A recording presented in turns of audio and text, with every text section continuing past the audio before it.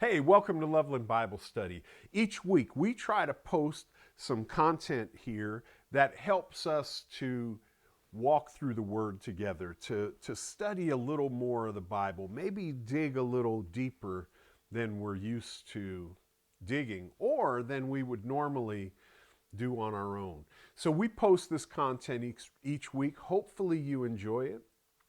Right now, we're in the book of First Corinthians, and tonight or today, whenever you're watching this, we are in chapter 10, and we're going to look at a verse that most people who have walked with Jesus for any period of time are familiar with. If you're not a church person, this may be the first time you hear this verse, but for most believers, this is a staple. And by a staple, you know, in your house, you always have flour, you always have sugar, you might always have butter, things like that.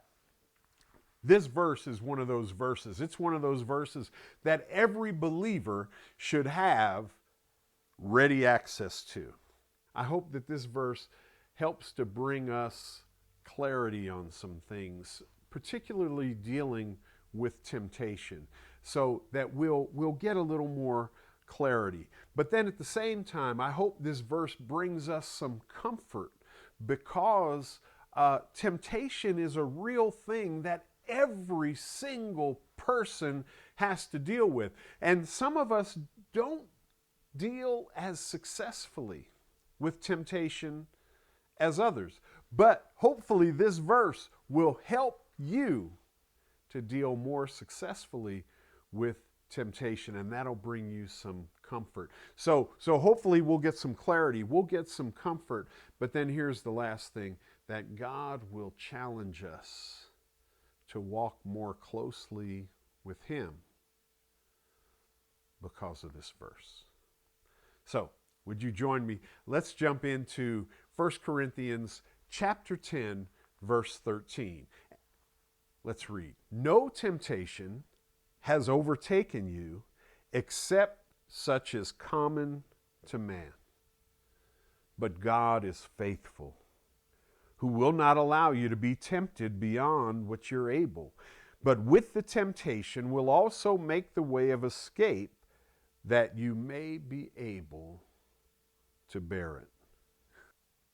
Wow, this verse is so full of meaning, and it is also meaty.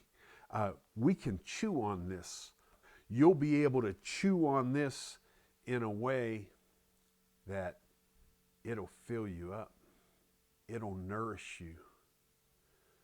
It'll make you strong. Let's take a look. The first phrase in this verse. No temptation. It's the Greek word perismos. And it brings with it this idea of a testing, a proving, a pushing to prove. Many places in the New Testament, that word is translated test or testing. Here it's translated temptation. Both would be accurate here, because a temptation really is a test. It's a proving of our faith and who we are. So then what's the purpose of the test? What's the purpose of the temptation? Why are we tempted? Why does the enemy tempt us? You know, James tells us that God doesn't tempt us to evil. God doesn't tempt us to do the wrong thing, but the enemy does. So why? What's his purpose in tempting us? What's his purpose in testing us? Is it to see us fail? To make us fail? Is it to make us fall?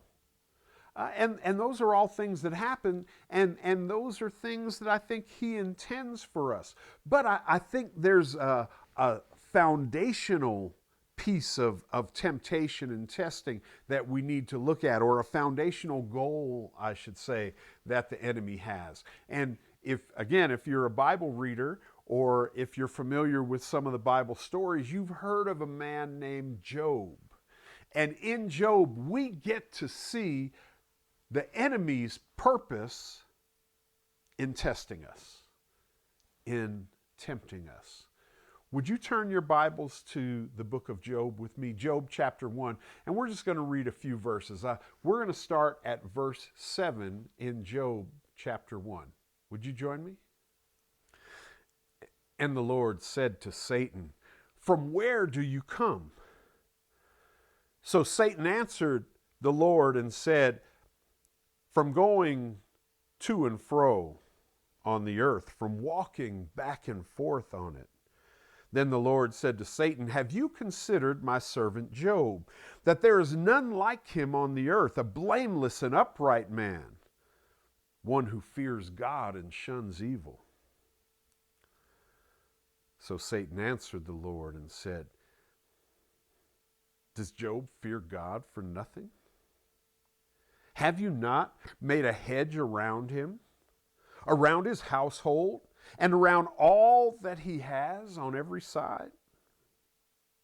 You have blessed the work of his hands, and his possessions have increased in the land. But now, stretch your hand and touch all that he has, and he will surely curse you to your face." Wow. You see it right there? The goal of temptation is to break your relationship with God. It's to separate you from God. It's to get you to turn on God. It's to get you to curse God. And I know a lot of you are saying, I would never curse God. Well, you probably would never outwardly curse God. But a lot of us have done it inwardly.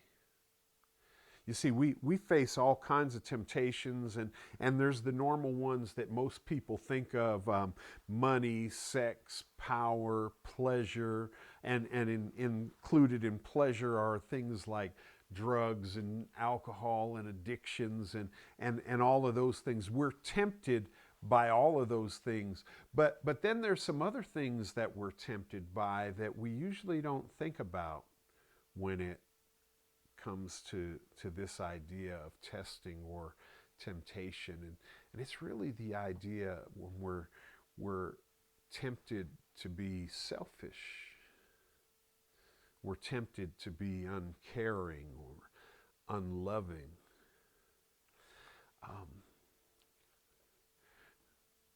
When bad things do happen to us, like the enemy challenged God about Job, many of us, when things don't go our way, and when things go the other way in a bad way, many of us turn on God. Like the enemy said about Job, if you touch his stuff, all the things that you've protected all these years, he'll turn on you.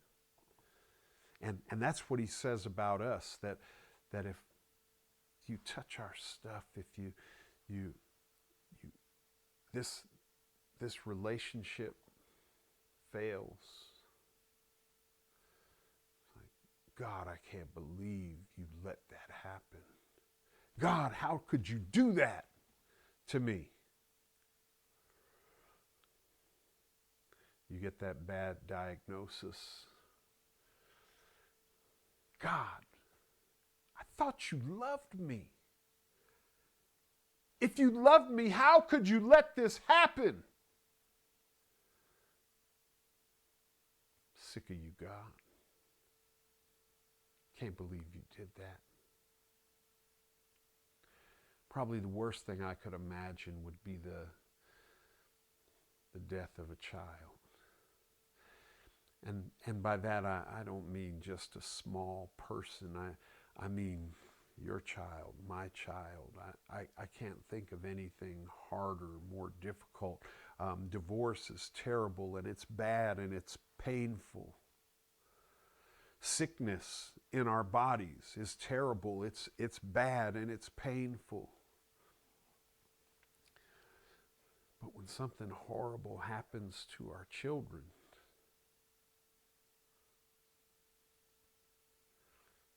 we're tempted. We're tempted to turn, curse God. And again, I said, we don't curse him that way. All we do is we just walk away. We turn our back on him. The relationship is torn, and now we say, God, you know what? I don't trust you anymore. So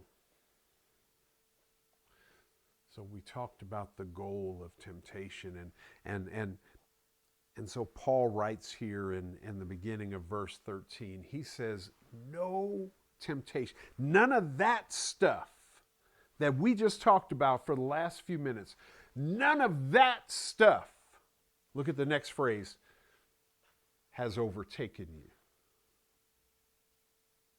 Has overtaken you. So look, overtaken you.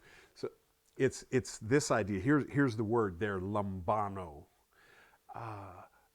It's perfect, active, indicative in the Greek language, and all that sounds fancy, and it's kind of in the weeds, but all it means is this, is that it's completed.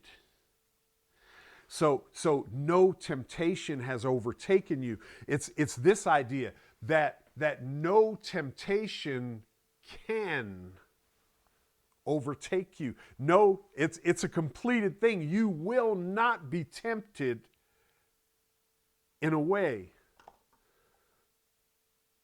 that you can't win. It's encouraging to us to know that, because sometimes the temptations of this world look to be too much, and it doesn't matter whether it's money, it's sex, it's power, it's illicitness in all kinds of ways. It's broken relationships causing us to turn, bad reports causing us to turn, bad things actually happening, causing us to turn. And he's saying right here that none of that stuff has overtaken you. None of it has to be overwhelming for you. But then he goes to this next phrase. Let's take a look at that. So he says, no temptation has overtaken you except as is common to man. and what does that mean? And you know what it means, because you know all the words in that phrase, except as is common to man. So look, that there's nothing that you deal with that's new. And that's hard for us to think, because it's new to us sometimes. And so that pain, that struggle that we're feeling, it's new to us. And so we think no one else could have ever endured this, because I don't know if I can endure it. I don't know if I can last this thing out. It's so much. It's so heavy. It has such a pull on me, whether it's that bad attitude. I don't know if I know people all the time, and they say things like this, well, I just have a temper. And I'll tell them, but you don't have to have a temper. You can manage your temper and not let your temper manage you, if that's what you really want. If you're a believer filled with God's Spirit will teach you how to manage your temper. God's Spirit will push that temper down if you let him.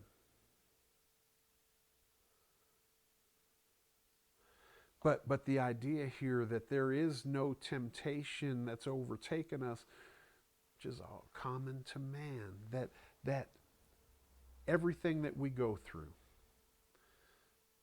someone else has gone through it.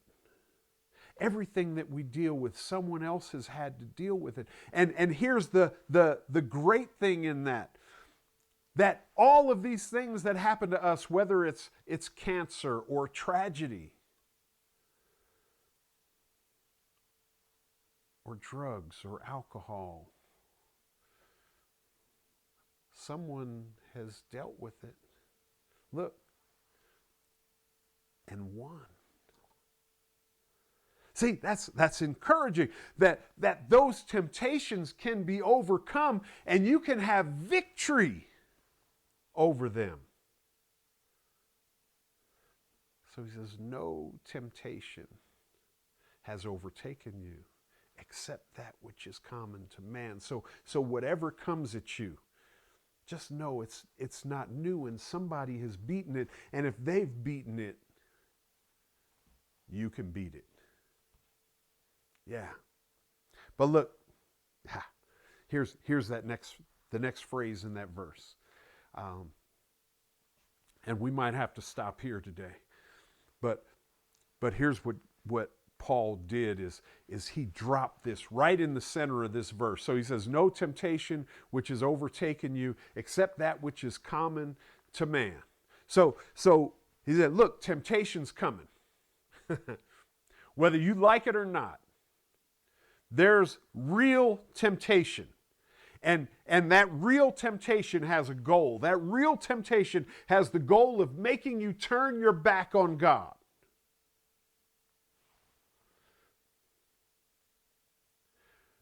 But that real temptation, other people have had it too. It's common in this world that we live in. As new as it seems to us, it's not new. And so Paul drops this phrase right in the center of that thought. So we have this thought that there's all this temptation that everybody has to deal with. But God is faithful.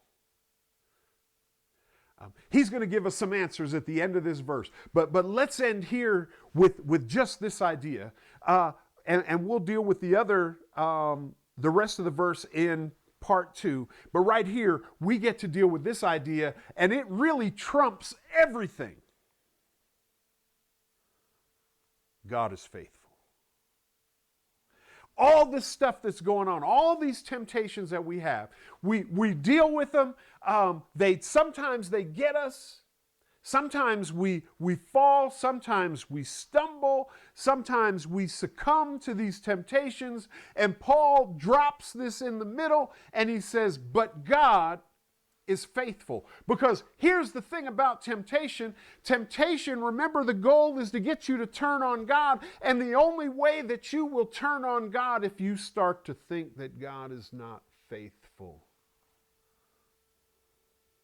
See, that's what the enemy wants. The enemy wants you to go, you can't trust God.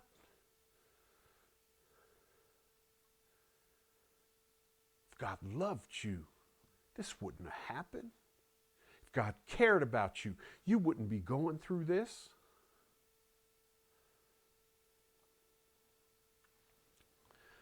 But I want to please God. But my desires are something other than that.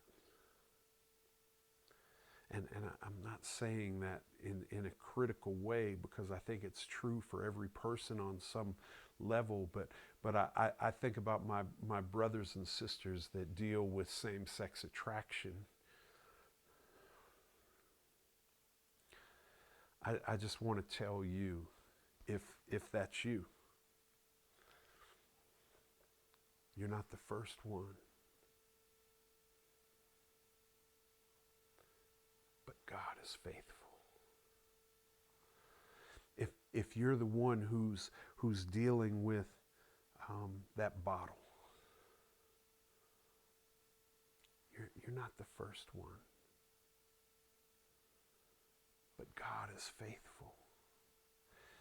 You know, if you're the one dealing with that illicit relationship, You're with that woman or man that you're not supposed to be with right now. You're married or they're married.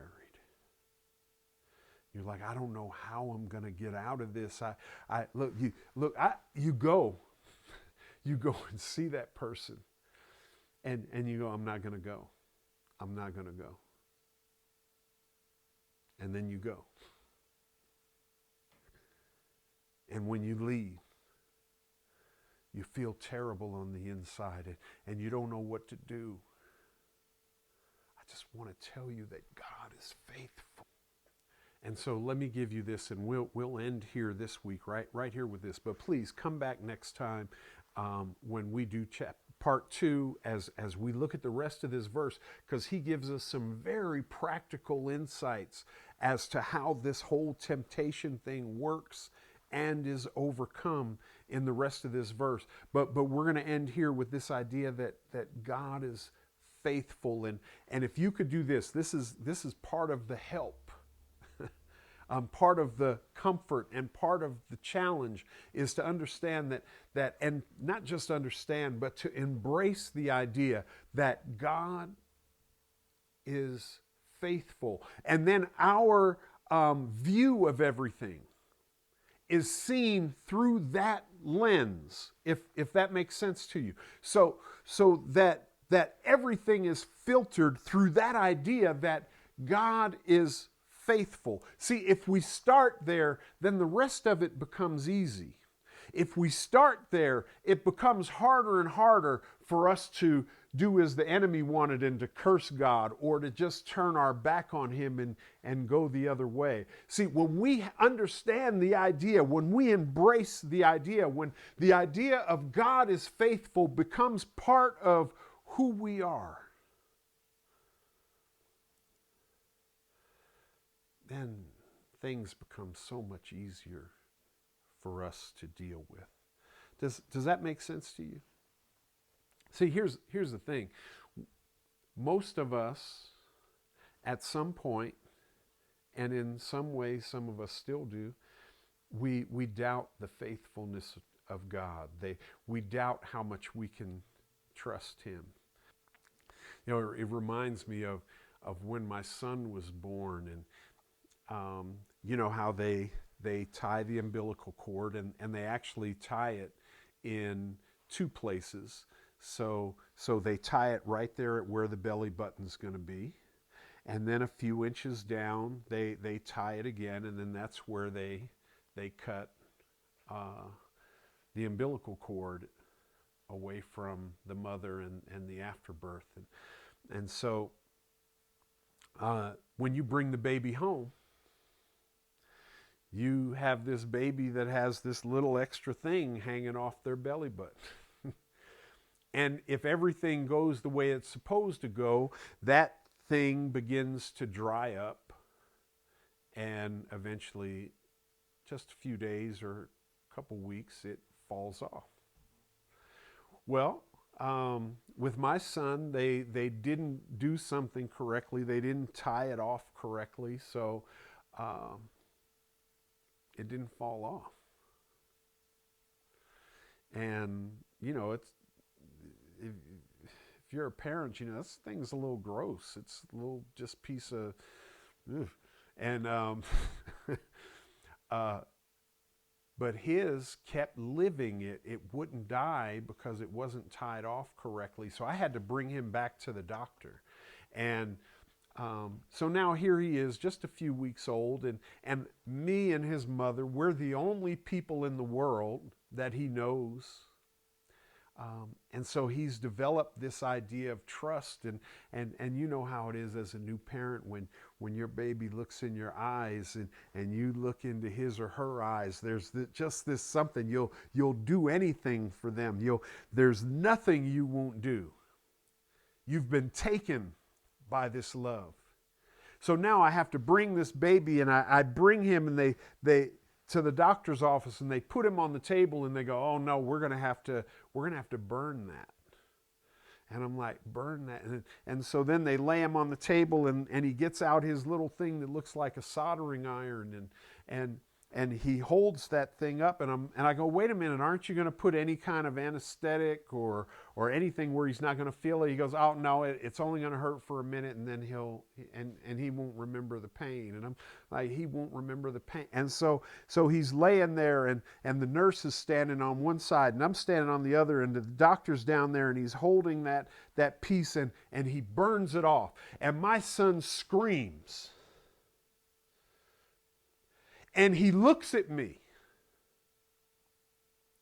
And he looks at me with a look like, how are you letting this pain happen to me? My heart sunk. And I wanted to say to him, I wish you could understand. I wish you could understand that what you're going through right now, you have to go through for your health and for your growth. And that I'm your father and I love you so much. I would never do anything to hurt you. I would never do anything to cause you pain that wasn't for your benefit. And see, and that's what happens with us in temptation. We start to feel the pain and we look at God and we go, how could you?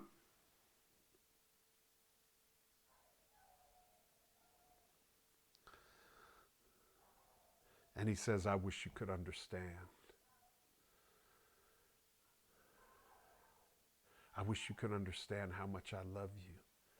I wish you could understand how much I care for you. I wish you could understand how I'm working all things together for good for you, even though you don't feel that right now, even though you don't understand that right now. I wish you could understand that. And so Paul gives us this phrase right here in the middle of the verse. He wants us to know. He wants that to become our mantra. He wants that to become the thing that we think about no matter what happens, that God is faithful.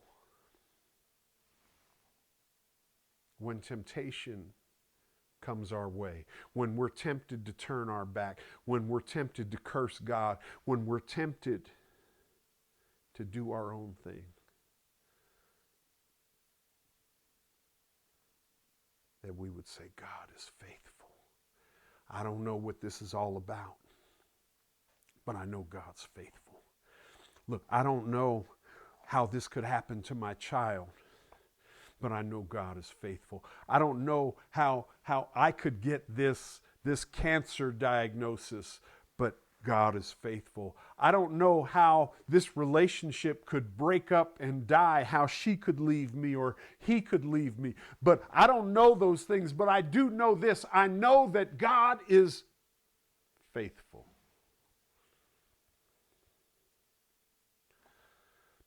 I don't know how I could lose my job. I don't know how I'm going to feed my family. I don't know. But this I know. God is faithful.